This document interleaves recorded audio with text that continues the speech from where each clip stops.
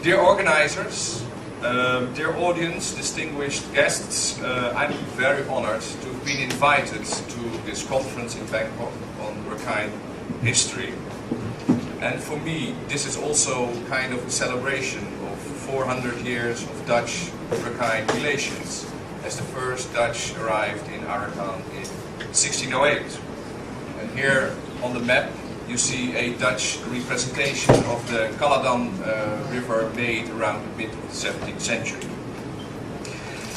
When somewhere during the first half of the 15th century, the Venetian merchant Niccolo di Conti traveled through the Bay of Bengal and sailed up this very river, he passed, of course, through the kingdom of Arakan.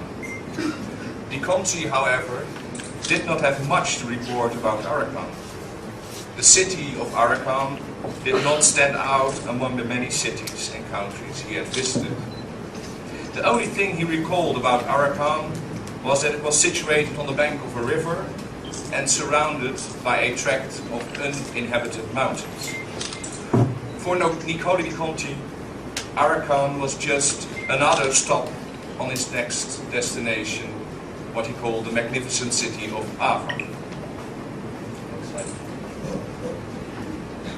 But 400 years later, when the British laid siege to Mrau, they, on the other hand, were struck by the formidable remains of what appeared to have been a powerful state, but what was at that moment little more than a virtually deserted border area between the Burmese and British empires. The centuries between the arrival of Niccolo di Conti and the British annexation of Arakan in 1825 had apparently witnessed a remarkable expansion and subsequent decline of the Mrau kingdom in Arakan. And on this slide you can see the British map they made in 1825 of the city and the fortifications of Mrau. And in my opinion it is still, I think, the best map there is of the fortifications of Mrau. And as my colleague has commented, I think it's even kind of a work of art. The Arakanese kingdom then grew from the 15th century from a small agrarian state with its nucleus in the Caledon Valley to a significant local power. On this late 16th century map by the Dutch cartographer Pieter van der Kere, you will see Arakan colored yellow. Although the boundaries of the country are not represented correct, the boundaries of the country are not represented correct, Arakan is still far too large. It is still a rather useful image that conveys rather nicely the extent of Arakan's influence in the Bay of Bengal at this moment. During the first decades of the 17th century, the Arakanese kings of Mrau received tribute from local rulers all the way between Dhaka and Pegu, cities more than 1,000 miles apart. The Mughal rulers of Bengal were forced to build a string of forts to defend the areas around Dhaka and Hooghly against Arakanese incursions. Next slide, please. On this slide, you can see the remains of a mid-17th century Mughal fort that was built to defend Dhaka against invasions of the Arakanese. In my contribution to the Arakan seminar here in Bangkok today, I want to examine this relationship between Arakan and Bengal between the 15th and 18th centuries. The rise and decline of the Mrau kingdom was, I think, closely connected to Arakan's ability to control large parts of Bengal. The early history of the formation of the Mrau kingdom, as we've just discussed, is not really well known. From what we know today, it seems the early kings slowly gained authority over the Arakanese littoral by military means and diplomacy. Mrau, as you all know, was chosen as a site for the Arakanese capital in 1430. And according to Arakanese chronicle traditions, the founding father of the Mrau dynasty, Malsuma, was exiled from Arakan by the king of Ava. And in these stories, as we've just discussed, He subsequently regained control of the kingdom after he invaded Arakan from Bengal. The exact circumstances surrounding Mao-Soman's invasion are vague, but all different chronicle traditions reserve an important role for assistance provided by the Bengal Sultan Jalaluddin. According to the Arakanese chronicles, Mra'u would remain tributary to the Bengal sultans for several decades afterwards. The foundation myth of the Mra'u state points to the close relation between Bengal and Arakan from at least the 15th century. The legendary stories surrounding the founding of Mra'u are, however, not confirmed by other sources. Especially, the involvement of the Bengal Sultanate cannot be confirmed by, for instance, Bengali history itself.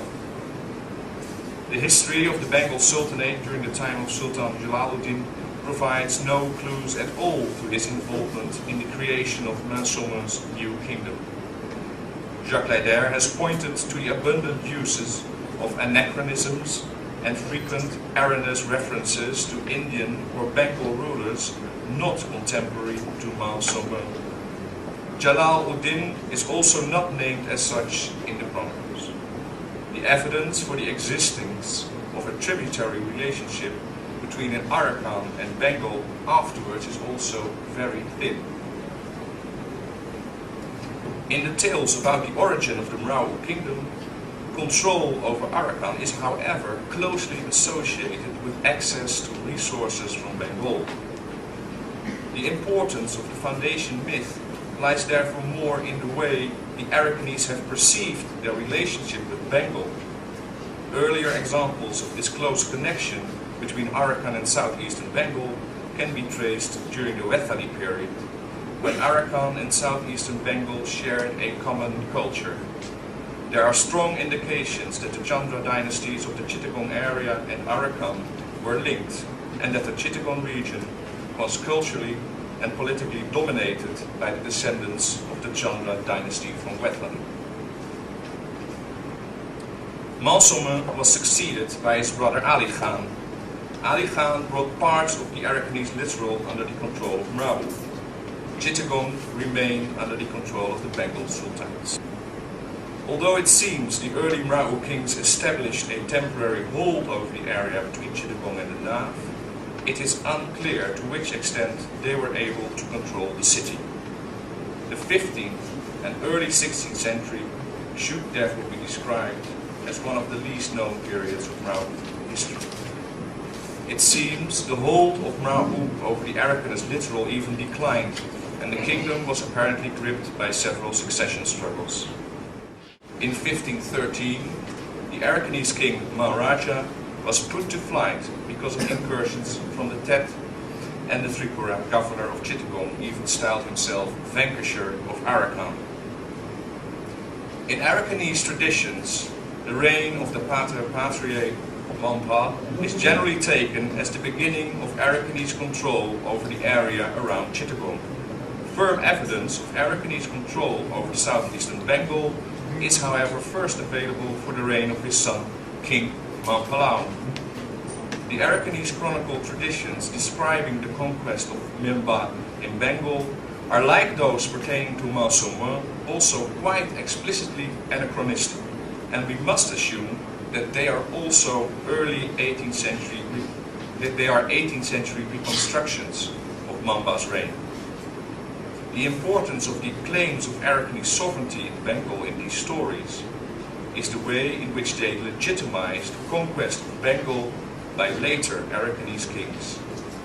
These chronicles claim Arakanese sovereignty over Bengal long before Mampa's first conquest. From an Arakanese perspective, Mamba only reclaimed what the Arakanese chronicles call the 12 towns of Banga. This part of Bengal had, according to them, only been ceded to the Bengal sultans by Mamba's predecessors. In this way, Mamba not so much occupied southeastern Bengal, but restored Arakanese control over an area which had earlier belonged to the Arakanese. The claims to Arakanese dominion in Bengal are also illustrated by the use in 16th and 17th century Bengali, Persian, Portuguese and Dutch sources of the name Mag or Mog to denote the Arakanese dynasty. 17th century Arakanese kings were portrayed as Mag princes, and Mag in this context is a corrupt form of Magadha, the birthplace of Buddhism and the seat of Buddhist culture in the Ganges Delta. Bengali poets active at the 17th century Arakanese court frequently used terms such as the Magadha Empire or Magi era when talking about Arakan and Arakanese rule in Bengal. In portraying themselves as heirs to the Buddhist kings of Magadha, the Arakanese kings sought to legitimize their rule in southeastern Bengal. On the next slide, you can see another way in which kings such as Monpa made clear their right to Bengal. Here we can see the king with his Arakanese and Bengali wives on either side. The adoption of titles of Bengal sultans and Muslim names is another example of how Arakanese kings made clear their claim to kingship in Bengal. To illustrate this importance of Bengal for the success of the Mrau state, I propose today to do two things. First, I want to provide you with a glimpse of what I have come to call the 90 Years' War between the Mughal Empire and the Mrau Kingdom, between say about 1574 and 1666. And second, I would like to discuss the economy of Arakan in the 17th century with you. I will now first take you to the reign of King Thirithodama Raja from 1622 to 1638. In 1623, 1 year after the young King Thirithodama came to the throne, the rebellious Mughal prince Shah Jahan came to Bengal, which served to destabilize the already weak Mughal position in Bengal. The unstable political situation in Bengal opened the gates for a series of devastating invasions by the Arakanese. Immediately following Shah Jahan's arrival in Dhaka in May 1624, an Arakanese embassy arrived to assure the rebellious prince of the sympathy of their king Thirithodama Raja. According to the Mughal chronicle Mirza Natham, the Arakanese king possessed about 10,000 warboats, 1,500 elephants, and, a bit exaggerated probably, 1 million infantry.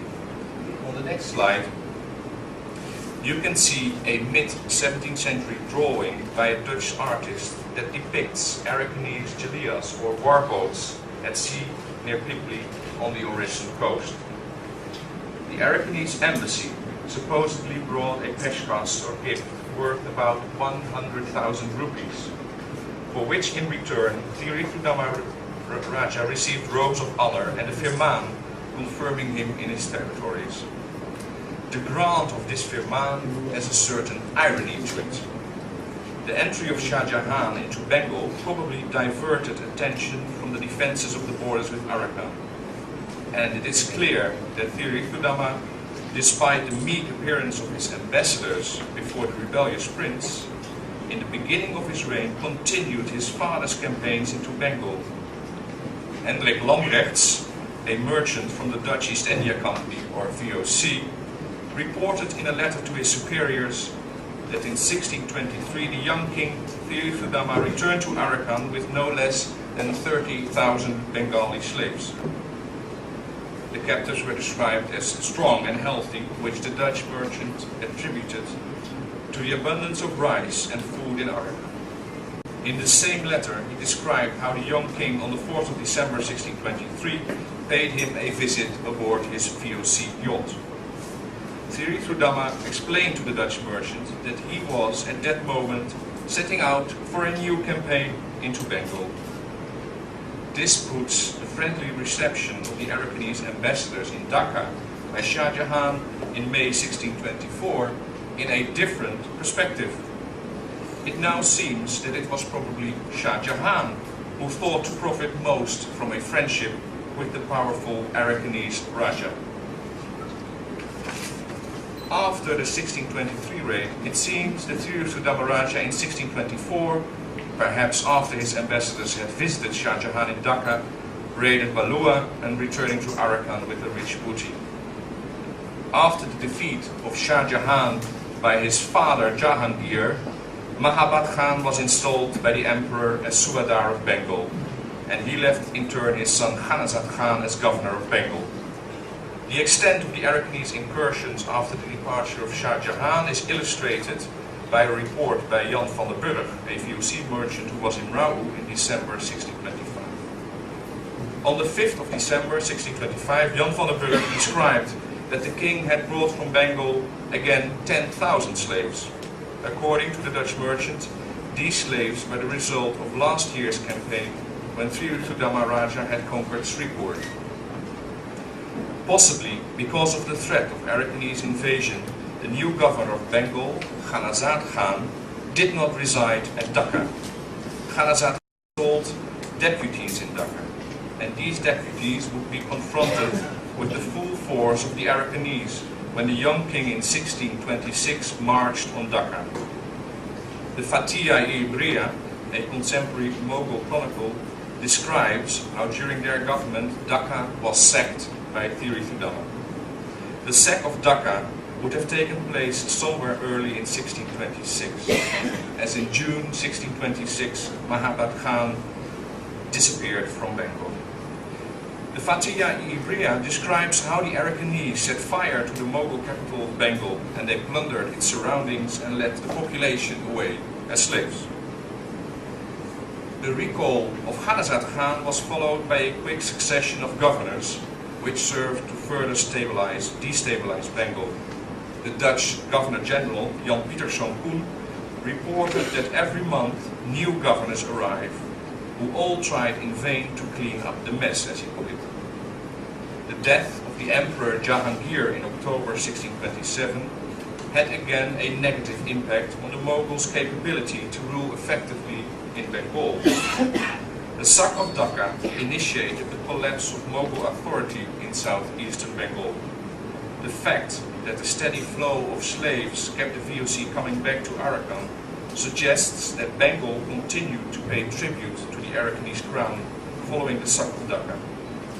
In 1628, the Dutch Governor-General, then Peter de Carpentier, in his final report to the directors in the Netherlands, described Thiru-Sudama Raja as the most warlike king on the coast. The Arakanese king, he explained, was the only local ruler who defied Mughal rule and was in fact continually at war with, as he said, the imperialists. He suggested that the Arakanese kept an army of about 500 frigates and approximately 80,000 men ready for their wars in southeastern Bengal. These observations are confirmed by Manrique, who describes between 1622 and 1629 no Augustinian monks had traveled from Hooghly to Dianga because of the incessant warfare in southeastern Bengal.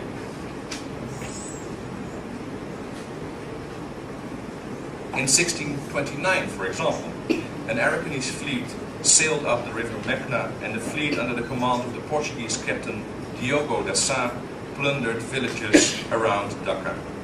And Manrique describes how the crews of the Gilias reaped a rich and plentiful booty. Among this, they captured a lovely Mughal lady of rank who was escaping with her daughter and mother-in-law in a covered cart, accompanied only by a few men on horseback and some servants. The invaders managed to leave the vicinity of Dhaka without ever being challenged by the Mughal fleet, which actually had its base at Dhaka. The Mughal lady captured by the Portuguese later explained to Manrique she had been married to a Mirza, who held the rank of a commander of 2,000 horses. This so enraged the Mughal emperor that he had the Portuguese removed from Hooghly.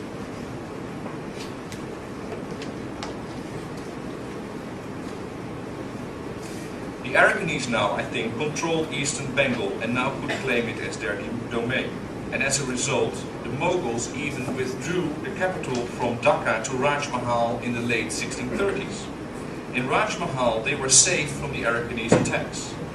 And it's also significant that in 1665, the Portuguese operating under the control of the Arakanese in Chittagong, after they went over to the Mughal side, they were able to show complete records of taxes collected from Bengal dating back to 1625. These records, Talish explained, were a comprehensive overview of the division of the income of Bengal specified on a village-by-village basis. The existence of these records prove that the Arakanese had been able to control large parts of southeastern Bengal. Following the wars of Tiruthamaraja, Talish interestingly describes the Portuguese as having regarded southeastern Bengal, or the tract between Dhaka and Chittagong, as their Jagir. It has of course to be remembered that these Portuguese formed part and parcel of the Brahmin kingdom, and they were in fact employed by the Arakanese kings. The Arakanese were thus able to levy taxes and extract land revenue from their Bengal domains from the middle of the 1620s. This strongly contradicts conventional views of Mughal rule in Bengal that regard the initial establishment of the Mughal capital at Dhaka as the start of Mughal control over all of Bengal. Richard Eaton's claim that soon after his arrival in Bengal, the Mughals succeeded in annihilating or winning over all major chiefs entrenched in the countryside should therefore be discarded. But the reign of Tiruthamaraja also saw the emergence of a conflict within Arakan itself. In 1628, one of the most important noblemen in Arakan, the Langretsa, revolted against the king. A Dutch trading mission arriving in Arakan on the 24th of July 1628 reported that shortly before their arrival, the Langretsa had tried to overthrow the king and had attempted to crown himself king. Following the attempted coup d'etat, a civil war ensued in which a large number of noblemen were killed. Next slide, please. But in 1635, following a great famine in Arakan, Arakan's power had reached its zenith. Arakanese fleets operated freely from Bengal to Tenasserim, and the same year, Tiruthamaraja's official coronation took place. On this slide, you can see an image of a royal procession through Mrau. The expansion of Arakanese influence prompted the Burmese and the Mughals to retract their provincial capitals further inland. And the coronation of Tiruthamaraja, as described by Manrique in his Itinerario, is a clear indication of the new self-confidence of the Arakanese monarchy. Manrique claimed that the coronation itself was a part of Tiruthamaraja's ambition to obtain the vast empires of Delhi, Pegu and Siam. Tiruthamaraja's military achievements and foreign policy seem to confirm the ambitious goals of the king, although the conquest of these mighty empires might have seemed several bridges too far. Tiruthamaraja's military means certainly did earn the respect of his imperial neighbors. The newly won self-confidence of the Arakanese can also be gleaned from coins issued at the coronation. While the first coins Tiruthamaraja struck when he came to power in 1622 were still firmly rooted in the tradition of his predecessors, his coin of 1635 is a clear statement of Arakanese supremacy in the region. Early Mrau coins had trilingual text in Arakanese script, Persian and Bengali. These coins, apart from the Arakanese titles of the king, also provided Muslim titles.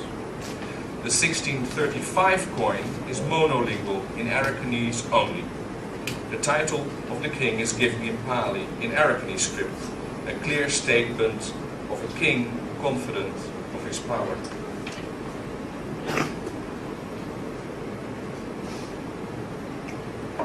In describing the rise of the Mrau kingdom, my central theme has been the 90 Years' War between the Arakanese and the Mughals over southeastern Bengal. Now I will review some aspects of the economic history of what I call the Arakan-Bengal continuum.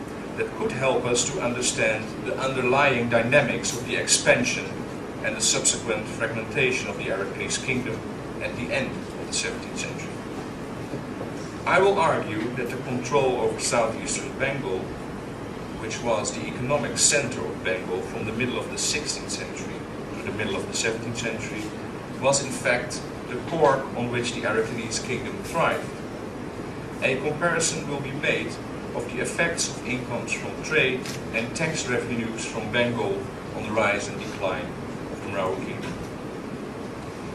It has until now been assumed that revenues from trade were essential for the rise to power of the Arakanese kings. Sanchwe Wu, G.G. Hall, Michael Charney, and Dr. there all have suggested that trade provided the Arakanese kings with revenues that enabled them to first expand and later consolidate their hold over other local centers in the Arakanese littoral, and which were also an important instrument in the expansion of Arakanese power. These assumptions, I think, have been based on a more or less superficial understanding of the mechanisms of Arakanese trade and taxation. In fact, when viewed in terms of the commerce of the Bay of Bengal as a whole, Arakanese trade was a rather limited affair. To be able to assess the importance of revenues from trade vis-à-vis land revenue from Bengal, I will provide a more detailed analysis of the development of trade and taxation in Arakan during the 17th century. When we compare Marwar and Chittagong in a regional context, the port of Chittagong was far more successful in attracting long-distance trade and was of strategic importance for anyone wishing to control southeastern Bengal. The possession of Chittagong and its revenues was in this respect extremely important for the Marwar kings if they wanted to keep their advantage in the redistributive networks that formed the Arakanese state. Revenues from southeastern Bengal flowed directly into the hands of the Marwar rulers, enabling them to sustain large armies and to build strong alliances. The central role of Chittagong in Bay of Bengal trade was illustrated when in 1608 the VOC sent a trading mission to Arakan to discover the trade of Bengal. The Arakanese king, Malrajagri, offered the harbor of Dianga near Chittagong to the VOC. Malrajagri suggested the company should make a fortress at Dianga for the protection of merchants. On this slide, next slide please. On this slide, you can see the translation of a royal letter by this king with the drawing of his seal. It's a letter to the Dutch company. In 1616, after the Arakanese king Malkamam had removed Sebastio Gonçalves Tibau from Sandwich with the help of the Dutch company, he told them how during the early years of the 17th century, Manuel de Matos had succeeded in generating a tax revenue at Dianga of about 20,000 tanka each year. The Arakanese kings thus hoped to employ Dutch naval strength to protect trade in the Arakan-Bengal continuum and to enhance their own income from tax. Arakanese promises of a profitable trade in this part of the Bay of Bengal prompted several investigations by the Dutch company into the nature of the trade of the Bay of Bengal.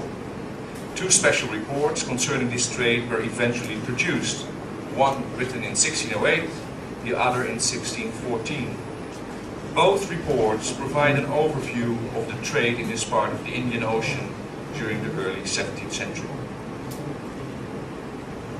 From those reports, we may conclude that the Sripur area was in fact the economic heart of Bengal. And it is striking that early in the 17th century, the VOC also identified Chittagong as the port which they wanted to use as a base for trading with Bengal and places as far into the interior of India, such as Agra and Lahore. Surprising as this may seem, accustomed as we are today to the success of European trading companies operating from their factories on the river Hooghly, it is certainly an anachronism to identify the Hooghly as the center of Bengal economics in the 16th and 17th century. The superiority of southeastern Bengal ports over those situated on the Hooghly is clearly expressed by Johan van Lenen in his report of the survey of the Bay of Bengal from the Kaladan to the Brahmaputra in 1666.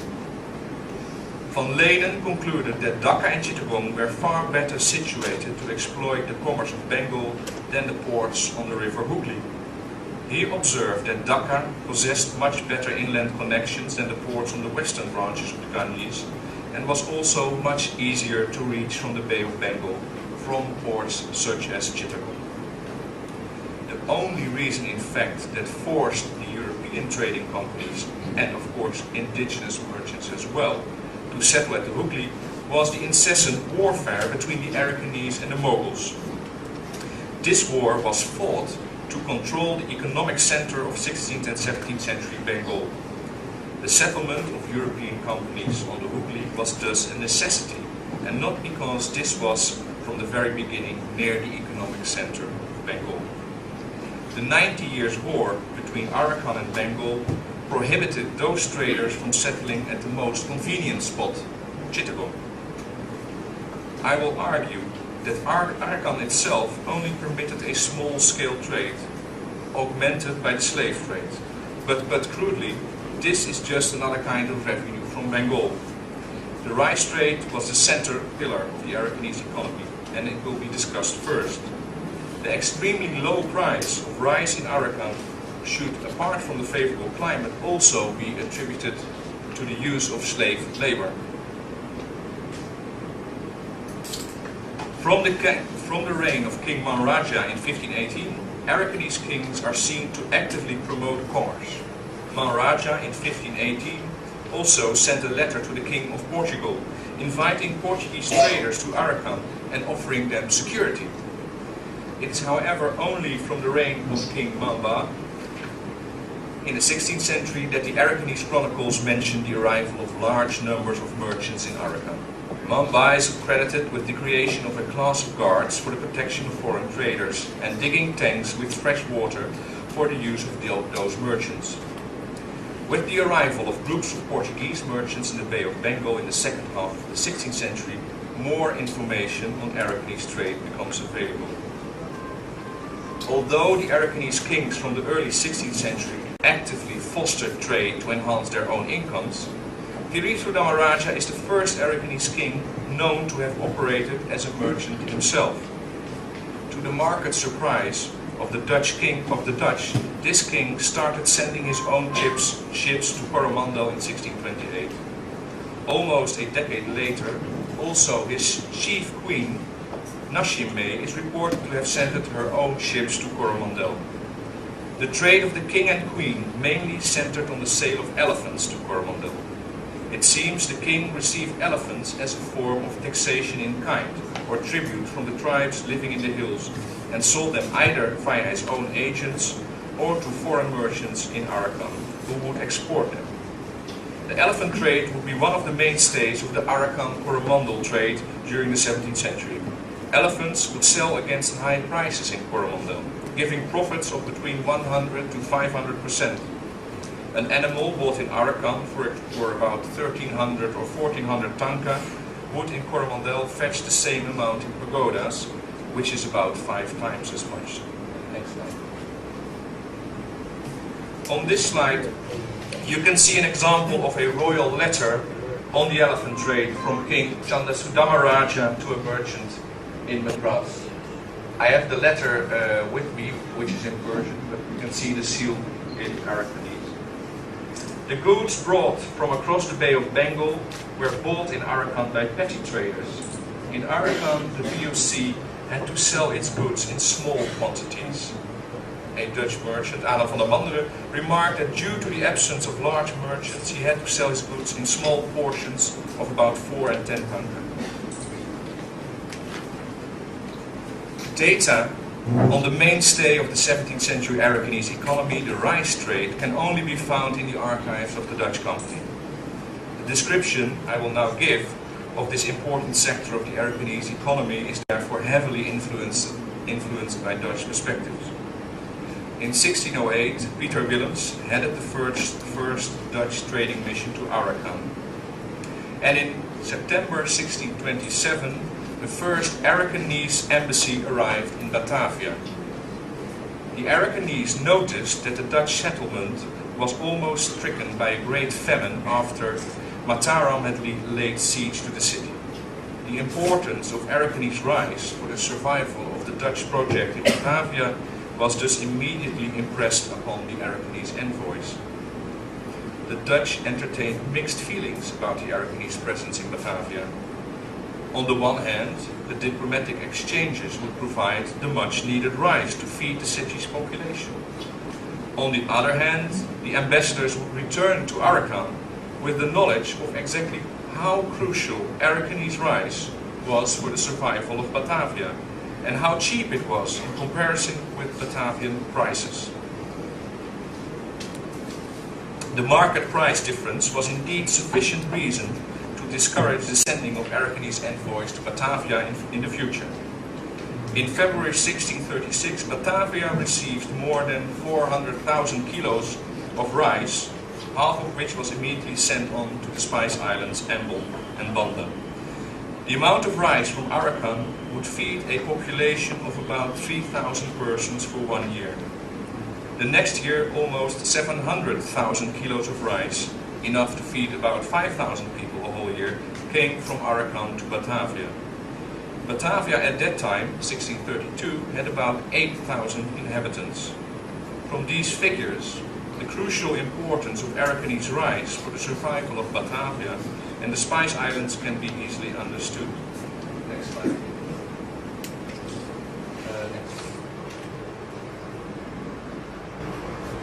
On this slide you will see a Dutch map of the Caladan River with, from Uritown to Mrauhu, with a clear indication of rice-producing areas south of Mrauhu. It appears that the price of rice in Arakan had remained stable throughout the 17th century, at about around 2 or 3 tanka for 200 kilos during normal years. Bad harvests would of course occasionally result in a temporary sharp increase in price.